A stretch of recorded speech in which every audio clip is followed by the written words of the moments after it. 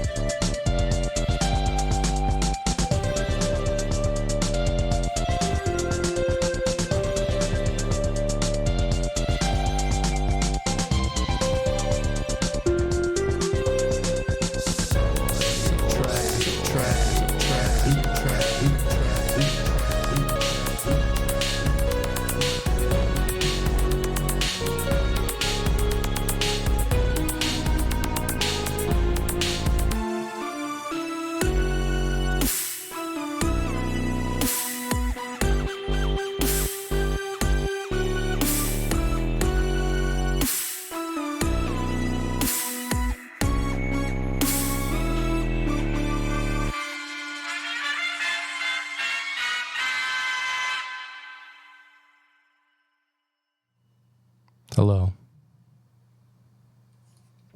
Hello? Uh-oh. Looks like we got technical difficulties. What's going on here? Okay.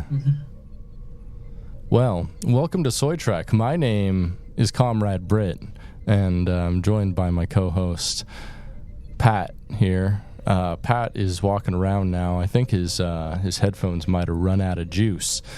But, you know, that's a good time to say welcome to the podcast, welcome to the bridge. We're here today to talk about Star Trek Prodigy, Season 2, Episodes 3 and 4, Who Saves the Saviors, and also Temporal Mechanics 101. But first, you know what we're going to do? We're going to talk about our Patreon. You know, if you like our show, if you like our shows, if you listen to our other shows, we'd appreciate that. That's one cool way to support us. We got The Media Dungeon, our movie podcast. We got My Wife. We got Prison Breakdown. We got Dumb Idiot Bullshit. We got Getting Head of Bucketcast. We got anything for your weird desires and needs. If you like to hear about music or movies or anything, or Star Trek, or prison carceral studies, you know, we got all types of stuff just for you. Another great way to support us is going to patreon.com/dumbidiotbs. And at patreon.com/dumbidiotbs, you can get all types of stuff. You can, for $2 a month, you can help support us. That's really appreciated. And for that, you can vote on brand new episodes, like what we watch for Star Trek, or for the Media Dungeon for a movie podcast. You can listen to brand new episodes as soon as they come out, and everything is in one place. So if you like multiple of our podcasts, it's a great way to go. And you get everything as soon as I'm done making it. You don't have to wait for it to trickle out like I let it do on regular podcast apps. You also get in high quality. There's a lot of benefits for just the $2 tier. For the $5 tier, though, we say thank you to people just like Dylan Lance, Jordan Hale, Elizabeth Hearn, Nick Savard, Shane Sawyer, David Craning Sites, Electric Baphomet, Gursky, Jormore, Kyle Simmons, Gillian McCrary, SFC Punk, 7 of 9, D. Riker, Ethan Adams, James Hartman, Iggy, Abigail Simpson, Shane Williams, Sam Mayo, Seb, Robert Yulito, Asher Pliskin, Skeptic, Papa Poison, Awful Star Trek Drawings, Jose Martinez, Gabe Siciliano, Big Strong Boy, Vinny, Luna Dahlia, Former Twink, Nathan G, DJ Robinson, Phil McCavity, Danny, Locke Fanile, Anthony Cabrera, B-Flig, Teddy, Jessica Cullen, our good friends over at the Hate Speech podcast, the Bruce Campbell podcast, and Anamorphin Time, specifically Nate there. And also, let's see, we got a new person here, Shrimp God. Thank you, Shrimp God. We love to see Shrimp God. Yeah. So that's a lot of cool support from those people. So thank you so much for helping keep us editorially independent and ad-free. For $10 a month, you get access to a little something I like to call the Media Dungeon. And that motherfucker is it's my content server. So I got over 1,700 shows on there, and as of a couple days ago, over 20,000 movies. 20,000 movies. That's more than all of the other streaming services combined. It's absolutely insane. So yeah. Also for $20 a month, you get access to merch, and I send out merch every month. I actually really need to do that. I'm late on it right now, but I'm making shorts tonight, sending them out tomato,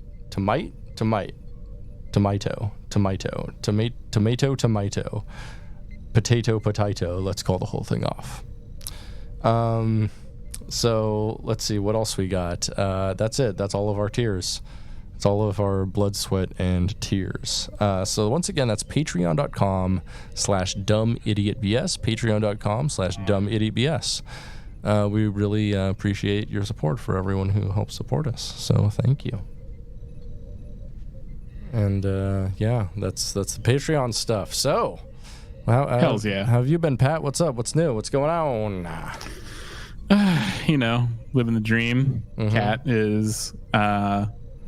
New cat is like finally coming around, hanging out. Mm-hmm. Got a new cat, new cute. job. You got a lot of new stuff going on. Yeah. Mm-hmm. Yeah, just welding dumpsters. Welding dumpsters. You know how that goes. Yeah. I love to be welding dumpsters. Hells yeah. Yeah, it's fun. Like it's pretty chill. Like and I come home covered in filth every single day. So me too. I have to shower every single day after work now. I've never had to do that after a job before. But handling mail isn't filthy. It's just like it's such a sweaty job, especially working in one of those little mail trucks. Those things don't have AC. They have a little fan and that's it. And so it gets absurdly hot up in that motherfucker. Like I'm talking like 110, 120 degrees when it's only like 80 or 90 out. Because it's just a big metal box.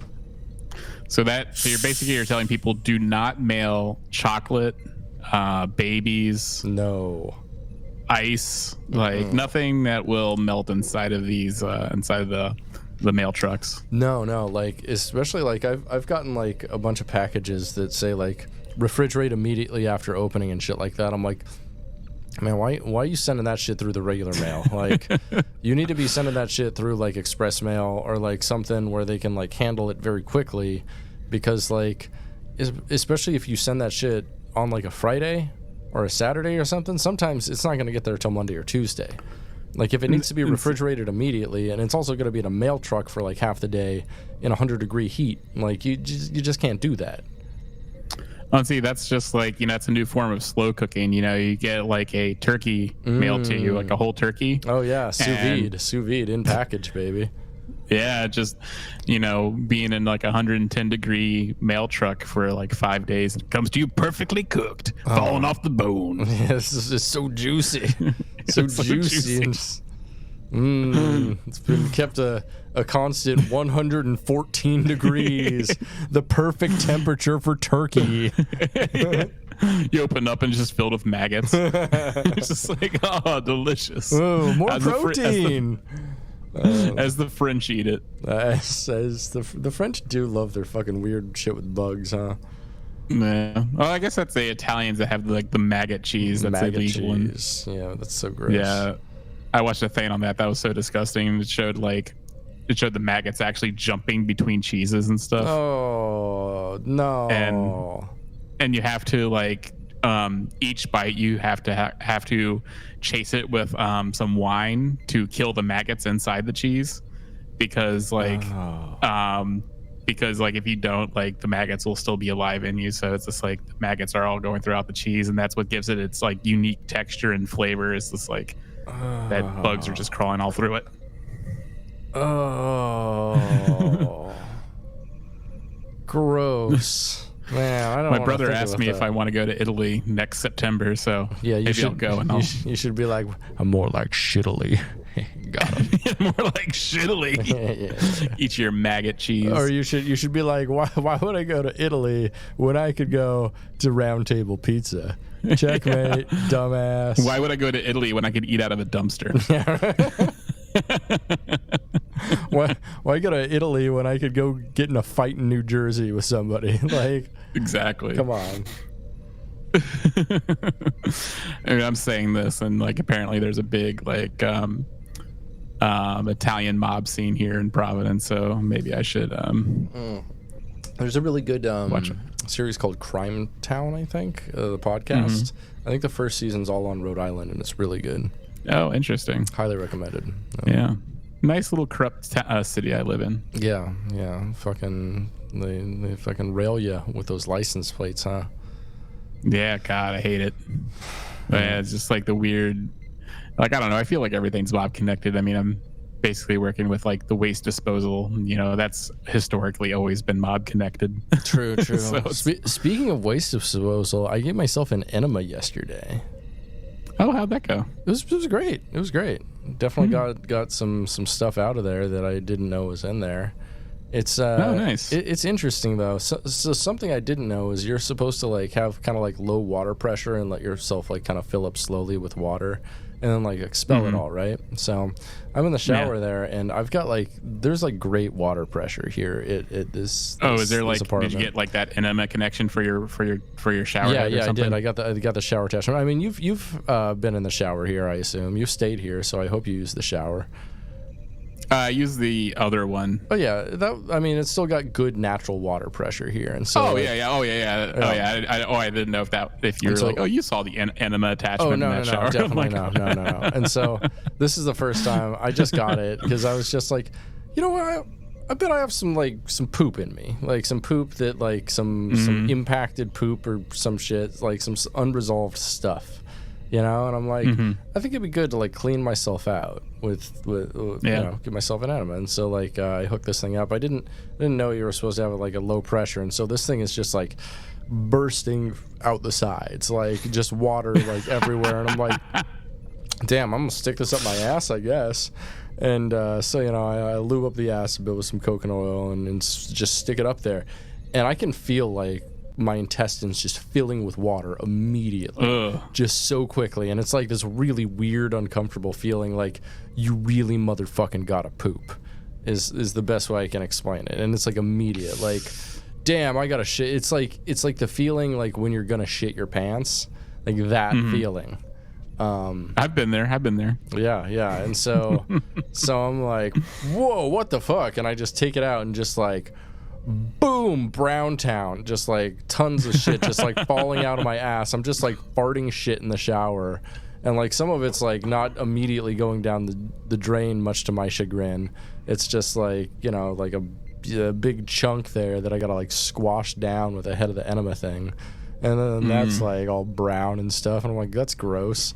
And what am I supposed to wash this off with? Itself? Like, come on. Like, I used the shower attachment, and so so I had to like, it should come with a blender attachment so you can just blend it all up. Yeah, definitely at the end and just snort it. Hopefully you're still listening out there in podcast land. No, people love to hear about my enema. But did you make sure to afterwards have some like big probiotic meals and stuff? Because like I have heard, like, because I did look at like going to one of those like places a while ago, and I guess a concern is like you also kind of wash out your stomach's or your body's flora. Right. You know? Which your body replaces itself. They say don't do it more than a couple times a week because of that. But like just doing it once isn't really gonna like destroy your natural bacteria or anything like that. It doesn't even take out a lot of the bacteria. Just it washes out the poop. The poo-poo. Hells yeah. Yeah, maybe I should look into that. But another thing that was weird about it is like I felt like I was gonna like shit myself for the next like half hour after I did it, and so I just had to like sit on the toilet and just like make sure I was all pooped out until I was just farting dry. I had to make sure I had dry farts, because like for a while I was just in the shower and I'm like, oh, I need to fart. And it was just like sloosh, and just a big old like, just like, but like not even brown water came out. It was just clear at some point after I cleaned myself out. You're just like farting clear water. Yeah, you don't want to go to like the club afterwards and just be on the dance floor and think you can just let one rip and then you just start leaking. You could just be like, my water broke. Sir, you're a man with a penis. My penis water. I squirted. The dance floor gets me hot and horny. That would definitely qualify as a squirt. Squirt, yeah. Yeah, doing squirts. Today we're here to talk about Star Trek Prodigy, aren't we? a children's show. A great thing to be talking about. A children's show. Before a children's show. Mm-hmm. I guess it is theoretically for kids, but it's just like, I don't know. This feels like a thoroughly like enjoyable show for adults as well. Right. Yeah, and you know, if you're listening to this review podcast as a child,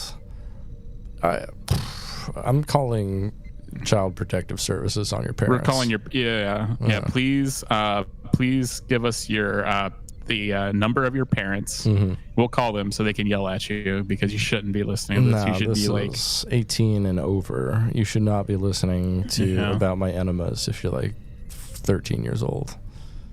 It's bad. Yeah, go outside, pick up football, play a video game, have girlfriend, lose virginity.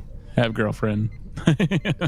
Put your hand in a chocolate fountain and lick your chocolate hand, and then masturbate with it. There's a diminishing returns on when you can do that and get away with it. Like, absolutely, I can't get away with it. Like, you know, as an adult man, I can't go up to a chocolate fountain and put my hand in it. Also, I will be kicked out. Like, yeah. Also, as a vegan, like, you'd probably shit your brains out, like I did after my enema. Oh yeah. Yeah, exactly. Yeah, you'd be shitting brown water. Or the chocolate fountain is probably what it looked like for a while. that is what my shower was for a little bit. Yeah, it was definitely a chocolate. You just fountain. Have like a whole like accoutrement of like little like strawberries and like other little things you can fondue into the chocolate fountain. Fondue inside your shower. Anyway, today we're here to talk about Star Trek Prodigy. Oh, that's the wrong episode. Star Trek Prodigy Season 2, Episodes 3 and 4. We're going to start out with Episode 3, Who Saves the Saviors? Yeah, this one first aired... Who watches the Watchmen? Yeah, right. This one first aired on July 1st, 2024, which was the date that all of these were released on Netflix for all the second season. It's the 22nd. It's so weird. No, I can just like watch all the episodes if I want. I know, right? It's pretty cool.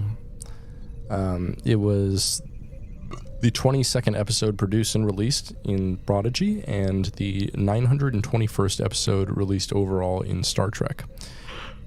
This one's written by Eric McNamara, who's a writer of 5 episodes of Prodigy, including Supernova Part 1 and 4 episodes from this season. So he's relatively new. And this one is directed by Sung Shin, who's the director of 16 episodes of Prodigy, including Time Amok, Let Sleeping Borg Lie, Preludes, and Mind Walk. So very, very tenured director here. You ready to jump in? I am. Let's get into it. So, the Infinity hurtles through the Janeway wormhole and prepares to make a crash landing. The crew emerges from the wormhole and crashes in Solemn in 2436, witnessed by a Vanu-Kot on a speeder. Inside the ship, Jankum Pog puts out fires while Zero attempts to contact the USS Voyager A without any success. Magell, the Nova Squadron Vulcan, the baddie, named after Majel Named Barrett. after Majel Barrett. Yeah. Another baddie, absolutely. Another baddie. She suspects they are no longer in range of Voyager or even in the same timeline or decade. Outside, Majel looks around and Dahl explains that they're on what's left of Solemn after Starfleet made first contact and inadvertently started a civil war. Zero adds that this is why Gwyn is on Solemn in their own time 52 years ago, to prevent this civil war. Noticing something, Jankum asks if Admiral Janeway hadn't said that she was trying to save Chakotay after she launched the USS Protostar, which Dahl confirms, and Jankum reveals that he spotted the Protostar parked nearby. Up on Voyager, Janeway watches the security footage of Chakotay launching the ship, while Noam reports that the sensor readings confirm the Infinity has gone too early. Janeway worries that if they interfere with the Protostar's launch, it could spell disaster for Chakotay and maybe them as well. Janeway orders a subspace scan for trace signatures because she wants to know what the orb was and who was in it. Who up pondering the orb is what she asked. Janeway asks Commander Tyus if he can get a read on the Infinity, but Tysus reports that all communication has been lost and they can't mount a rescue because the Infinity was the only ship built to withstand the wormhole, meaning it could take weeks, if not longer. As Janeway asks for someone to at least tell her, who just stole their only hope of rescuing Chakotay, Rocktalk and Murph rush onto the bridge with the news that Rocktalk had tried to stop the others, but it was an accident and Dahl couldn't turn the ship off. Yeah, Rocktalk's a narc. Yeah, Rocktalk. My boss asked me to narc the other day, and I just ignored. I ignored their text. They were like, "Hey, could you do me a favor?" And I was like, "Yeah, sure." And they were like, "Could you see if there's a car parked at or a mail truck parked at this address?" And I just ignored the text. And when I got back to the station, I'm like, "Oh, I'm sorry, I didn't see that. I was driving."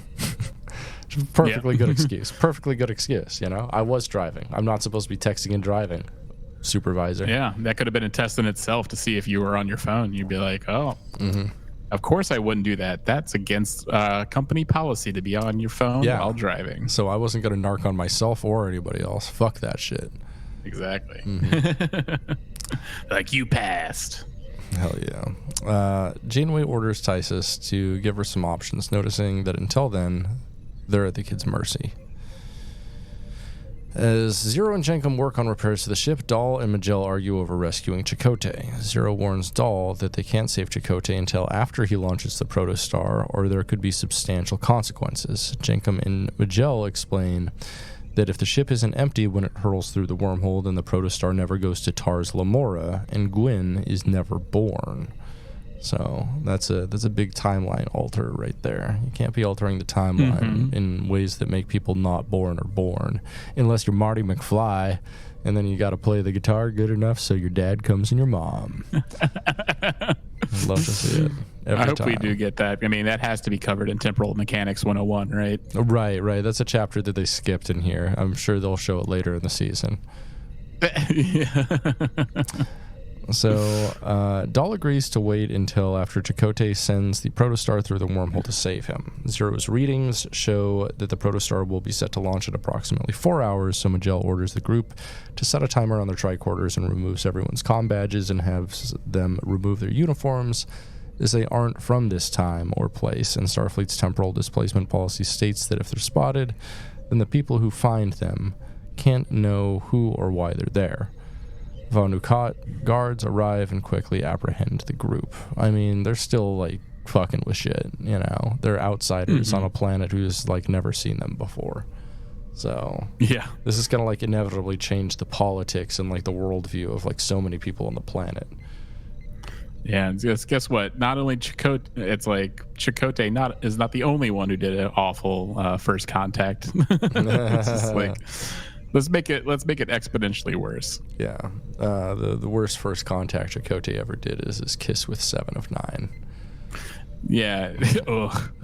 Yeah, and also, could you imagine sending Chakotay to be the guy to go? You have to send a charismatic diplomat or something, or someone who's charming. Instead, they send Chakotay. And I will say though, like I noticed he does, I get that he's animated in this, but he does seem more animated than real life Voyager Chakotay. Like they actually gave him some sort of like life behind the eyes where the real one was missing. I think he realized at some point that like Star Trek is his only real paycheck for the rest of his life.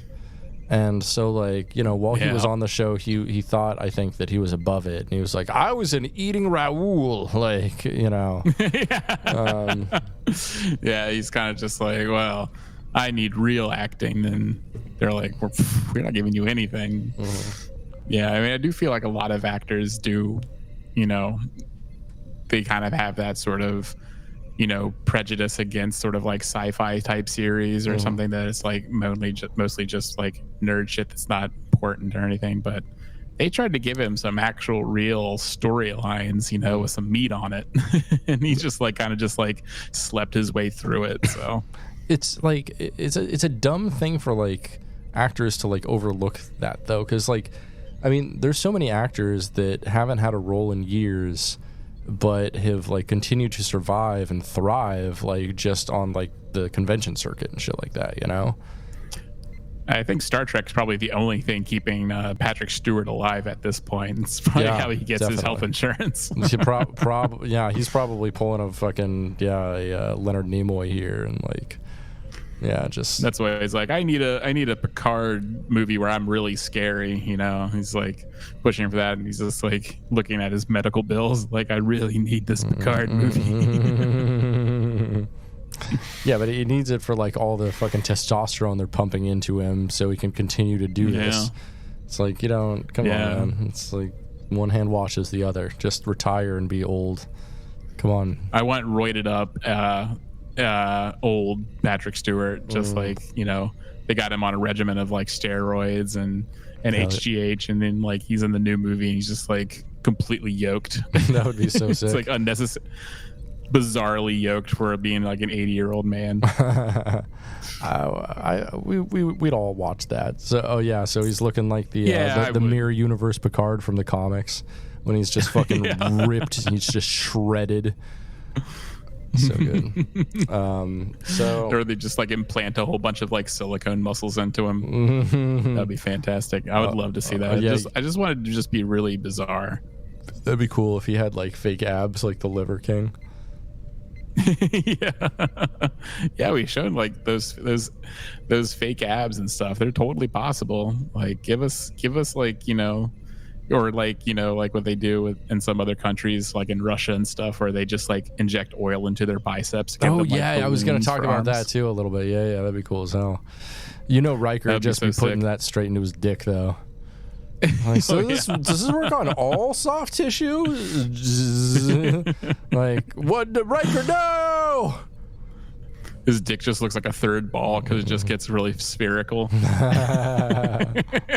It's like, these are my juggling balls, baby. Yeah, I call it the guicep. The guiceps. This is the orb I be pondering, baby.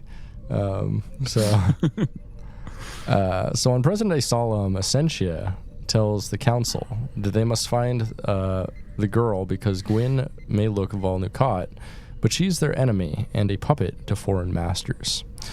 Kathon points out that they have rejected Gwyn and questions what threat she poses, but Essentia insists that Gwyn is out there spreading lies to their people that threaten the safety and future of their society.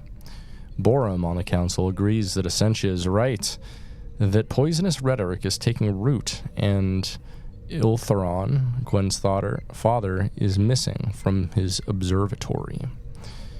Iltheron arrives to request that his voice be given to Gwyn's words so that they may be heard. Essentia is shocked that Iltharion is betraying them, and Kathon agrees to let Gwyn use his voice. So that's interesting, I guess. That's a cultural ritual where you can speak through someone else.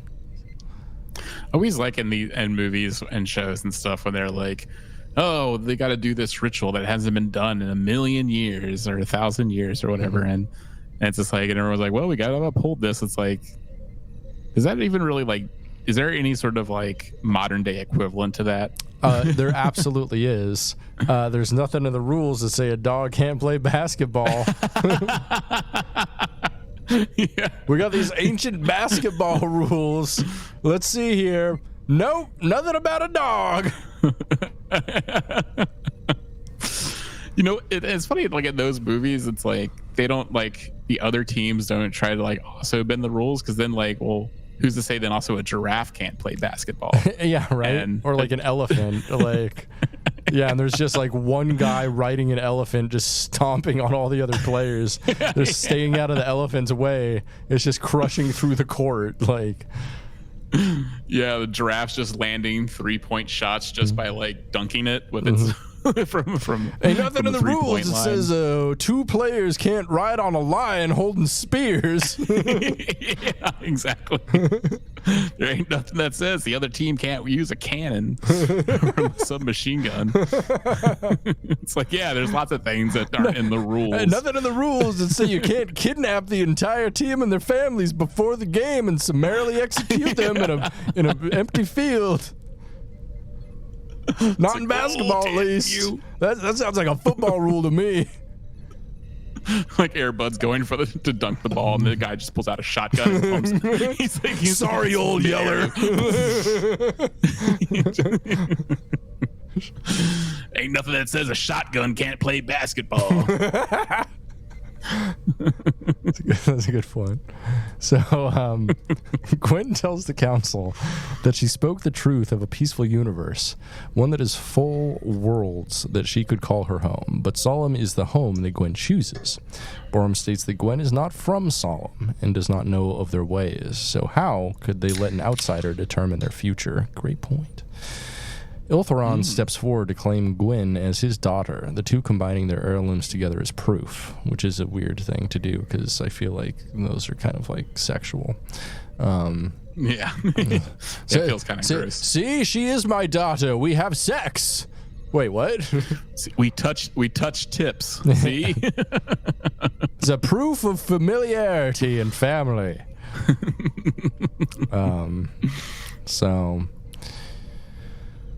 Gwen challenges Essentia to Va-Lu-Ra to prove her origins as true Va-Nukat. Essentia is incredulous that Gwen dares to evoke the sacred laws of Solemn, but Cathon states that the Va-Lu-Ra has been a sacred ritual of their people from the very beginning, and they do not deserve a future if they cannot honor their past, which is a great way to like right away this, okay, sure, why not? We gotta have this to the story. As such, the council lets the challenge stand. So in the future, the group of kids is disarmed of everything, including Jenkum's metal hand, and they are taken prisoner. While Majel thinks this doesn't bode well for them, Zero has a more optimistic look, suggesting that this will keep them from interfering in key events that need to happen. Chakotay will escape from prison to launch the Protostar, and their past selves will find it on Tars Lamora, where they will commandeer it and make the first season happen. However, the group finds Chakotay... They got to be child slaves to save the world. Yeah, right. That's an interesting way of thinking about it. Like, yeah, we gotta work in the mines for a good decade in order to be good enough to do this mission. So, you know, yeah, I need all these like, yeah. I mean, Doll has like so many facial scars. I noticed like this show is like very heavy on the facial scars because Essentia has like a pretty sick eyebrow scar. And, right. Doll be looking. Doll like, has one. Yeah, Doll's looking like Omar from The Wire. Yeah, everyone just has like really. Also, I feel like scars like that. I feel like they're kind of like been almost extinct. Like having scar tissue like that, I feel like anything could be removed. Yeah, the only scar tissue that our generation has is by Red Hot Chili Peppers. Got him. Ooh, got him. I'm hoping that was wiped out in one of the cultural purges. God, I hate Anthony Kiedis' voice. Yeah, you saw that he's dating like a teenager, right? He's always dating a teenager. He's perpetually waiting. Yeah. They turn 20 and he's like, I'm sorry. He's like we could just call him Leonardo DiCaprio -5, I think is his that's who he is. But not nearly as talented as Leonardo DiCaprio. You should have a song called like Age of Consent in California. Wow. Yeah, that's the only AOC he's voting for.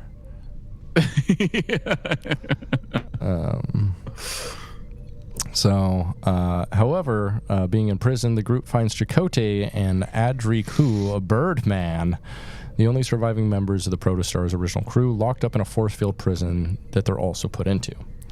So they're all together now with Chakotay and Adrik, the Birdman. Lucy pointed out a really funny thing where it's just like Chakotay's paired with an eagle, you know? True. You know, like like Native American. Like, do you think he chose the eagle because it was like the Kuchimoya, the rubber tree people? Right. Do you think like as he holds him down and fucks him, he's like, he whispers in his ear, you know, birds are sacred to my people. Yeah. Okay, what's the over-under that he's going to say a Kuchimoya in this season? I don't think it's going to happen. I like to think that the Higman brothers like would consider that, but also they're self-aware enough to be like, I think this is almost too memey to do. And also, like, we don't want to bring up, we don't want to bring up like his Native American stuff because that was handled so poorly. So let's just not. Yeah, it was completely made up. Mm-hmm. Yeah, so it's just like, it's like, I think, the best course of action, really, to save Chakotay's character is probably just to ignore all like the fake bullshit that his character had in like the Voyager. No more bullshit. I mean, we'll see. I mean, this is only the 4th episode, so I'm pulling for an Akuchi Moya, maybe done comically. Like he says it in surprise. Right. Like I have a feeling I've only seen I haven't watched all the episodes, so if I'm sure that people have probably like already seen all the episodes by now. But I'm me who has only seen the 4th one so far, I'm crossing my fingers for an Akuchi Moya of some kind. I think I'll definitely say my people have a saying. Like I think that's gotta be coming. Right? But I don't know about Akuchi Moya. Like we'll see. We'll see. Oh, I hope it's something like my people have a saying, hey, Macarena, and then it's the dance scene.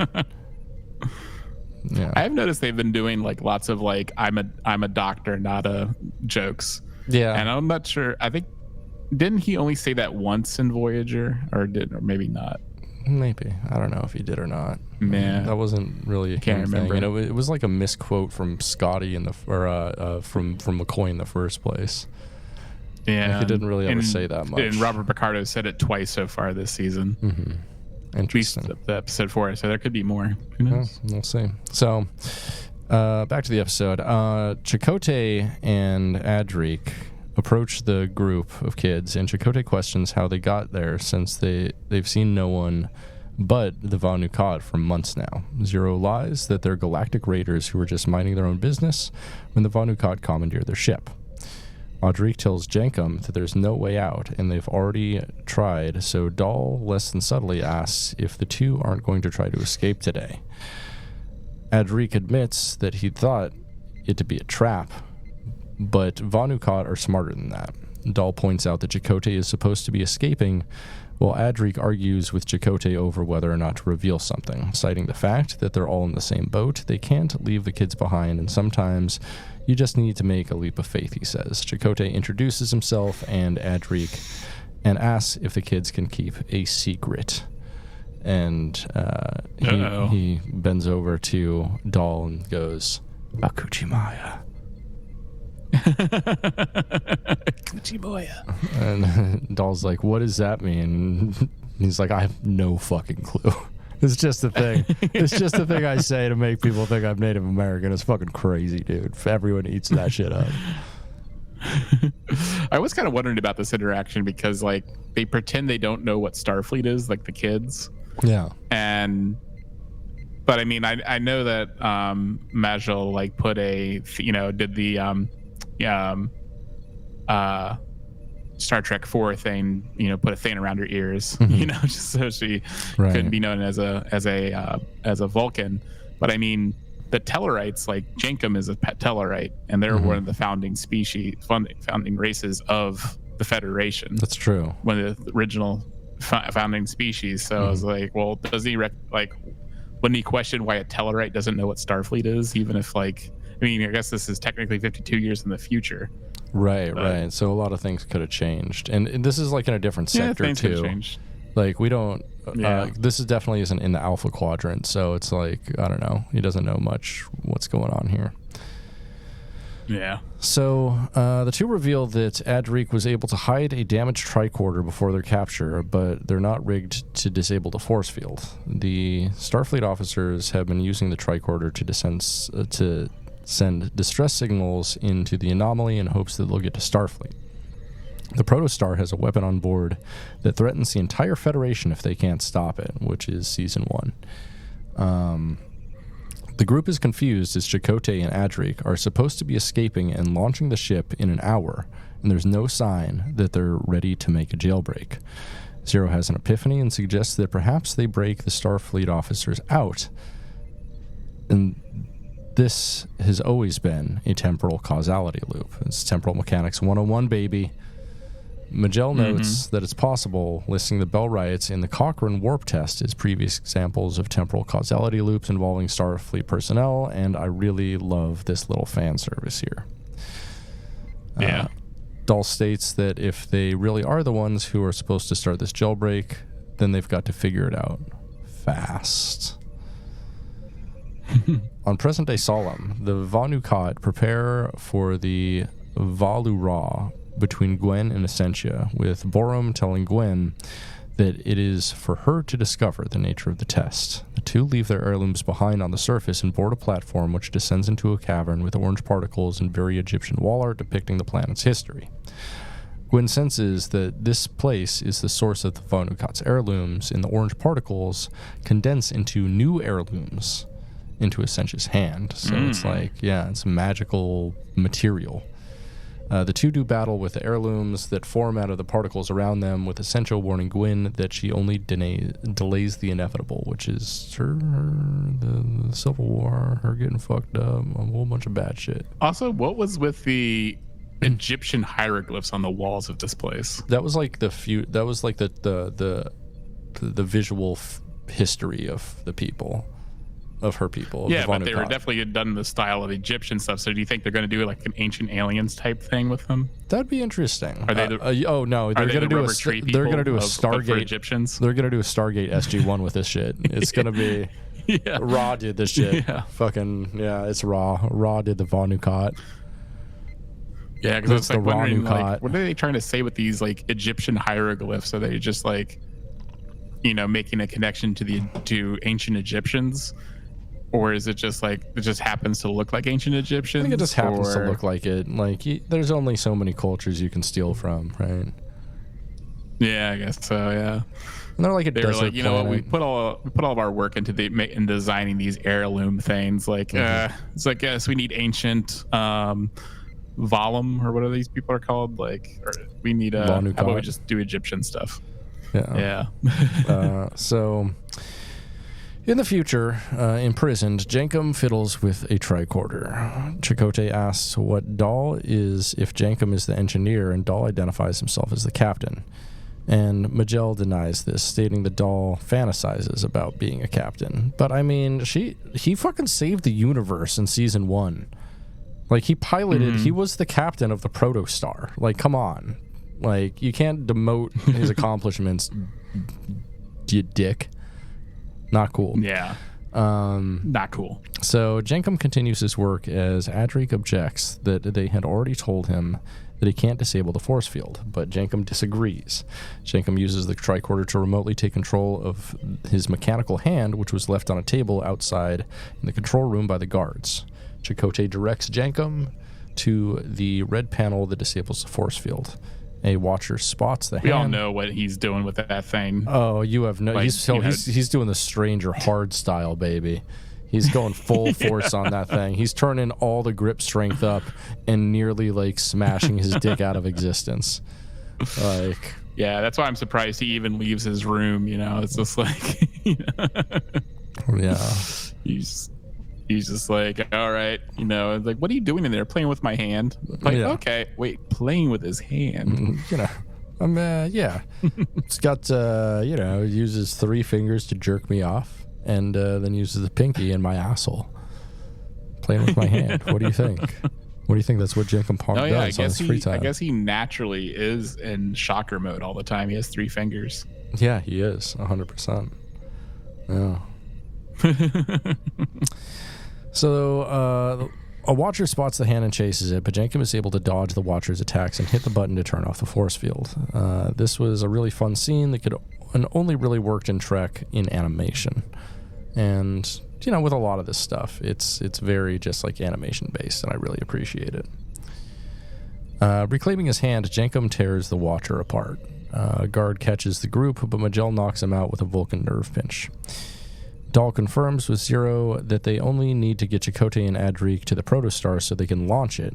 And Zero is excited that it was always them who helped Chakotay and Adric send the Protostar back in time to Tars Lamora.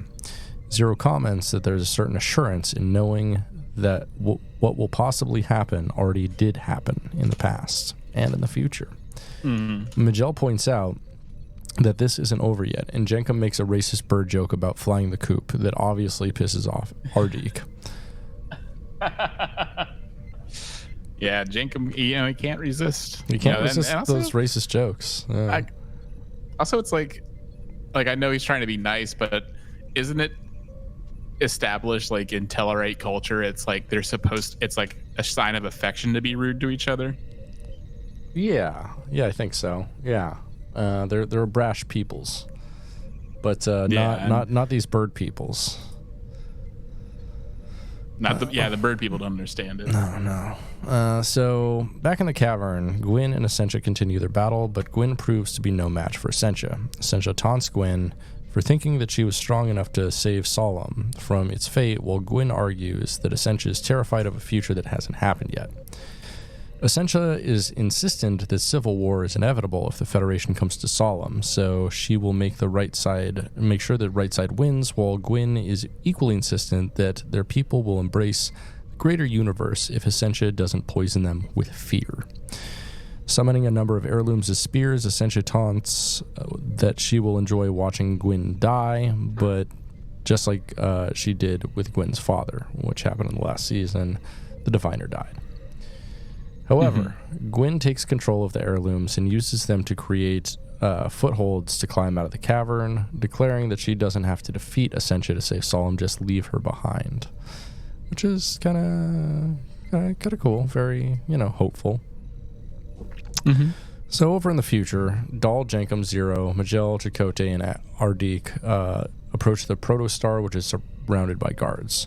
Chakotay tells Dahl they'll have to wait until the guards clear out, but Zero protests that they're running out of time. Spotting some speeders nearby, Dahl volunteers to distract the guards with his friends, while Chakotay and Adric get to the ship. Chakotay is surprised that a pack of galactic raiders would be so generous, but Dahl reminds Chakotay that the ship must never reach the Federation, and Dahl's sure that there's out there like them. And Dahl's sure there's, I don't know what I wrote there. He's sure that someone else will be grateful. Dahl likes to think that in another time he and Chakotay could have been friends, and Chakotay suggests if Dahl ever makes it out to the Alpha Quadrant, Starfleet could use heroes like him. And Dahl is very touched by this because he's never watched Star Trek Voyager. Yeah, he has. This is his first meeting with Chakotay. He doesn't know yet. Like I too, when I was a kid and I watched Voyager, I thought Chakotay was really badass because he has a facial tattoo. Right. And little did I know. Lots of dumbasses with face tattoos out there. Lots of dumbasses. Yeah. Lots of cool people, but lots of dumbasses.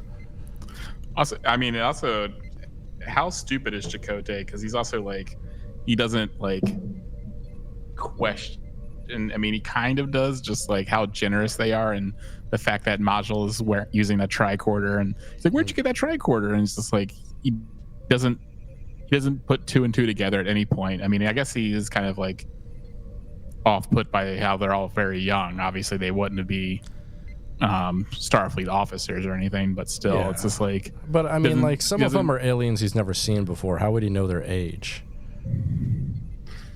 Oh yeah, I mean, he knows what Tellarites are. Yeah, just Tellarites though. And I guess, I mean, yeah. And I guess it is hard to tell the age of a Medusan, right? But right. like, yeah, I mean, Dahl is something that's completely never been seen before. Yeah.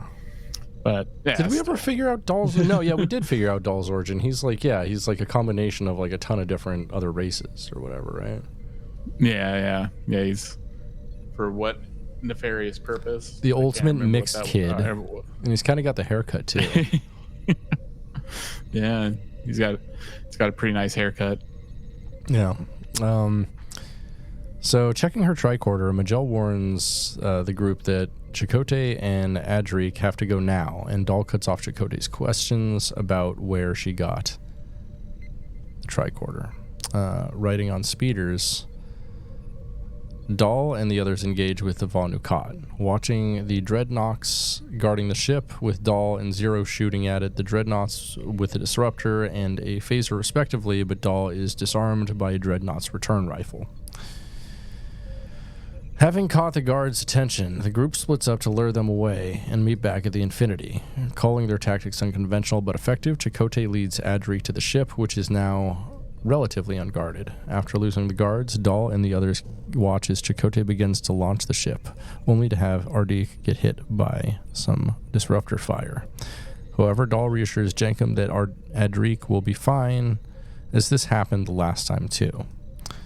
The group celebrates their success as Chakotay only needs to launch the protostar, and then they can swoop in and save him and Adric. However, things take a turn as Chakotay grabs Dahl's dropped disruptor rifle, which wasn't there in the original version of events. Now armed, Chakotay is able to provide cover fire and board the ship with Adric.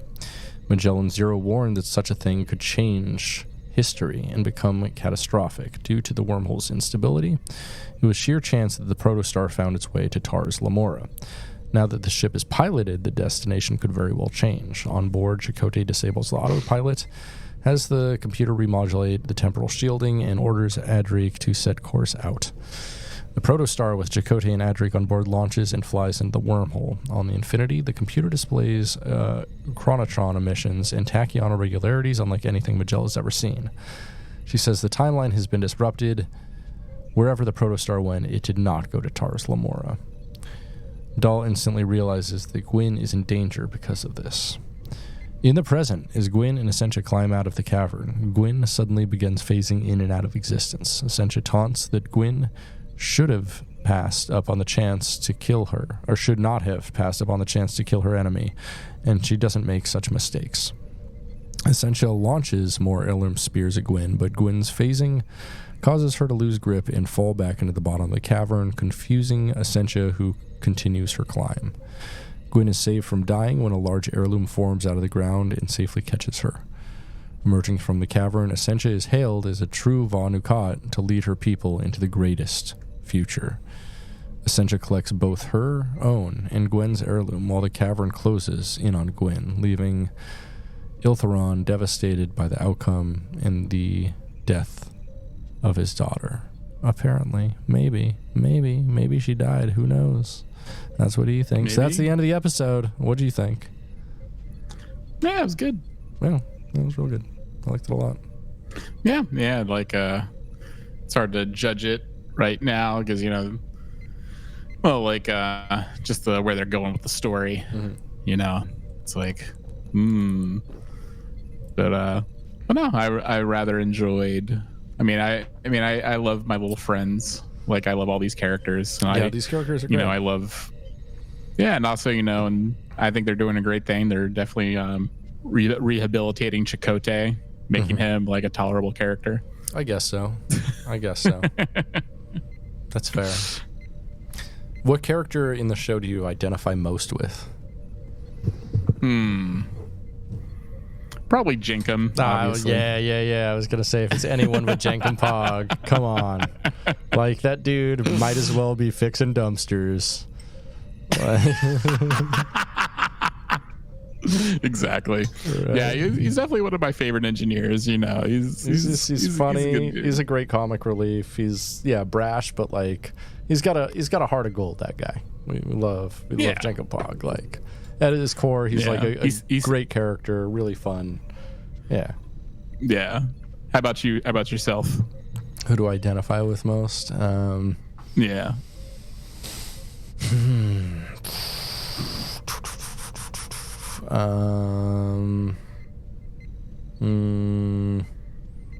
It's a good question. Maybe I don't know. Gwyn a little bit. I mean, can see that. If we're I don't know. Who's super good? The Diviner's pretty goth. Yeah, we'll go with the Diviner. Yeah, Diviner's goth as hell. Yeah, he is. Yeah, it's super fucking goth. All right, that's episode 1. I'd give that one, I don't know, 6.5 out of 10. Pretty good episode. Yeah, pretty fun. You want to take a quick break and move on to the next episode? Let's do it. All right. Well, I guess that's been it for this episode. So join us on the next one, which we'll record in just a minute. My name has been Comrade Britt. And I've been Pat.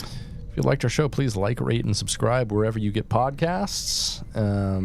And please check us out on patreon.com/dumbidiotbs, where you can get all kinds of cool stuff. So it's a great place for us to leave it. Thanks for hanging with us, Soyagers. We appreciate everything you do, and you are listening to us. Goodbye. Thanks for checking with us, white boys, girls, and our woolly beans. Hang dong. Hang dong. And shocker. Shocker. Soy, soy, soy, soy, soy, soy, soy. Soy, soy, soy, soy, soy, soy, soy, soy. Soy, soy, soy, soy, soy, soy, soy, soy. Soy, soy, soy, soy. Soy.